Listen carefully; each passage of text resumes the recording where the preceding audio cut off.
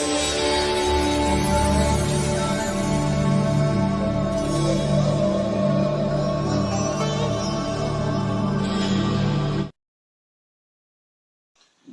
दोस्तों, जब हम कोई कार्य प्रारंभ करते हैं तो उसकी उन्नति की एक चाहना से प्रारंभ करते हैं। जब समय अनुकूल होता है तो वह कार्य हमें जल्दी उन्नति प्राप्त कर देता है। जब प्रतिकूल होता है तो हमें उस कार्य के लिए बहुत समय का इंतजार करना पड़ता है। तो आज हम ज्ञात करेंगे कि यदि आपकी राशि मीन है, अर्थात आपका नाम डी, दू, दे, दो, थ, झ, ञ, चा और ची इन 9 अक्षरों पर है तो आपकी राशि मीन बनती है। तो आने वाला जो समय है, अर्थात यह जो 2024 है, वह मीन राशि के लिए कैसा फल देगा, आज हम इस पर विचार करेंगे कि जो मीन राशि वाले हैं वह इस साल में किन किन उलझनों का सामना करेंगे अथवा कौन कौन सी जो प्राप्तियां हैं वह प्राप्त कर सकते हैं। दोस्तों, आपका जब हम वर्ष प्रवेश कुंडली बनाते हैं तो उसमें जो मीन राशि है, आपके लग्न में राहु विराजमान है। राहु मानसिक तनाव और शरीर कष्ट को देने वाला है, बिना कारण के ही झगड़ा उत्पन्न करता है। इसलिए जो मीन राशि वाले हैं उन्हें अपने जो शरीर का विशेष ध्यान रखना होगा, क्योंकि जो राहु है वह मानसिक उलझने देगा और जो लग्नेश है वह आपके दूसरे भाव में विराजमान है। यद्यपि वह बंधु वर्ग एवं कुटुंब का जो सुख है उसको देने वाला है, धन धान्य की प्राप्ति कराने वाला है और आपके जो रुके हुए कार्य हैं वह भी संपन्न होंगे। लेकिन राहु के कारण जो बुद्धि का विकार है वह उत्पन्न होगा, चिंताएं बढ़ेगी और जो जीवन साथी है उससे भी मतभेद होगा और जो भाग्य है वह कुछ अवनति को प्राप्त होगा। इस कारण सबसे पहले आप अपने जो खान पान है उसका ध्यान रखें, शरीर का स्वास्थ्य पहला सुख, निरोगी काया, क्योंकि यदि शरीर निरोग होगा तभी हम शिक्षा ग्रहण करेंगे, तभी हम कार्य करेंगे, कारोबार में अच्छी उन्नति प्राप्त करेंगे। इसलिए सबसे पहले आप अपना जो शरीर है उसकी विशेष संभाल रखें, खान पान पर नियंत्रण रखें और जो आचार व्यवहार है उसका पालन करें। और फिर आता है आपका तीसरा भाव। तीसरा भाव है साहस का। इसका जो स्वामी है वह आपके भाग्य भाव में विराजमान है, 9वें भाव में जो शुक्र है वह विराजमान है। इसलिए जो मित्र एवं भाई बंधु हैं उनके सहयोग से आपको अच्छी उन्नति मिलेगी, जो भाग्य है वह उत्तम होगा और साहस की वृद्धि होगी और जो बंधु प्रेम है, भाइयों का प्रेम है वह भी बरकरार रहेगा। फिर आता है आपका चौथे भाव में हम विचार करते हैं संपत्ति का। जो लग्नेश है वह चतुर्थेश है वह आपके 9वें भाव में होने से जो आपकी संपत्ति है वह उत्तम रहने वाली है।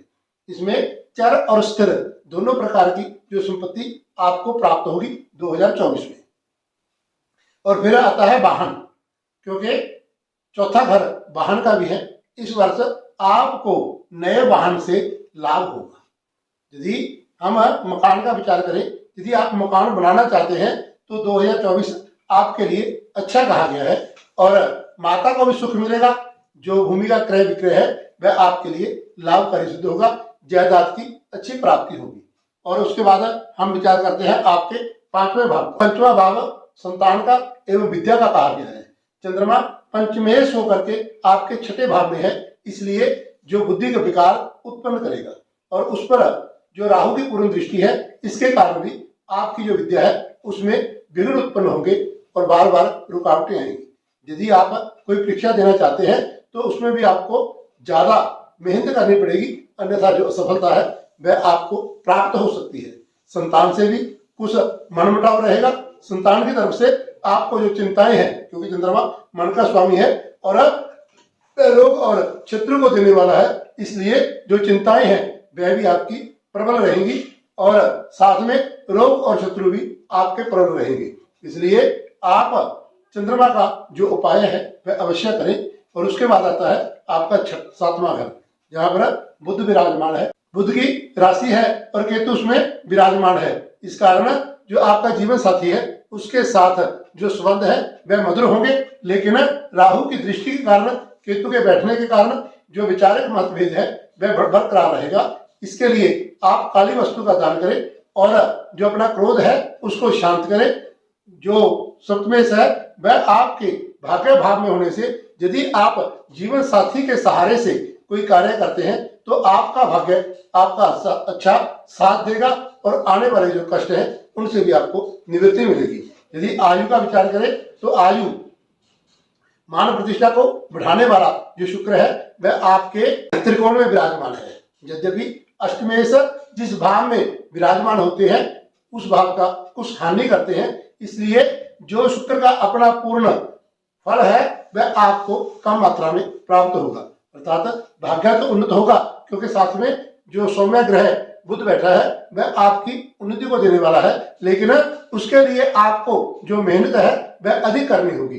जो नवमेश है वह आपके दसम भाव में होने से जो राजयोग बनता है, इसलिए आपका जो सुख है कारोबार है वह उन्नति को प्राप्त होगा, नए नए कार्य में प्रवृत्ति होगी और जो आपका भाग्य है वह उत्तम रहेगा। जो दशमेश है वह आपके धन भाव में होने से आपके बंधुओं के सहयोग से नया कार्य प्रारंभ होगा और उसमें अच्छा लाभ भी होगा। और जो चौथी दृष्टि है वह आपके लग्न भाव पे होने से जो शरीर है उसमें भी कुछ व्याधियां उत्पन्न करता है, जो भूमि का विवाद है वह भी उत्पन्न होगा और विद्या में भी जो कमी है वह मंगल करने वाला है। दोस्तों उसके बाद आता है आपका व्यय भाव। दसम भाव में, दसम भाव का जो स्वामी है, दसवीं राशि का जो स्वामी है वह शनि है, आपके व्यय भाव में विराजमान है, इसलिए प्रत्येक कार्य में आपको लाभ देने वाला है। यदि आप यात्रा करना चाहते हैं तो उसमें भी आपको अच्छी उन्नति की प्राप्ति होगी, धन लाभ होगा। और साथ में जो चौथी दृष्टि है वह धन भाव पर है, धन में कमी करेगा, रोग और शत्रु का नाश करेगा। दसवीं दृष्टि आपके भाग्य पर है, इसलिए भाग्य को भी थोड़ा अवनति की ओर लेकर जाएगा। यदि हम संक्षेप में कहें तो यह जो मीन राशि है वह 2024 में सामान्य फल देने वाली है। इसमें जो संतान है उससे कष्ट की प्राप्ति होगी, विद्या में विघ्न आएंगे, भाग्य में थोड़ी जो अवनति है उसका जो बनता है, रोग और शत्रु बलवान रहेंगे। शरीर में क्रोध होने के कारण जो रोग है वह ज्यादा होंगे, लेकिन विशेष बात यह है कि आपका जो नवमेश है वह दसम भाव में होने से कारोबार में अच्छी उन्नति के योग है। मकान और जो भूमि है उसका लाभ भी आपको अच्छा प्राप्त होगा।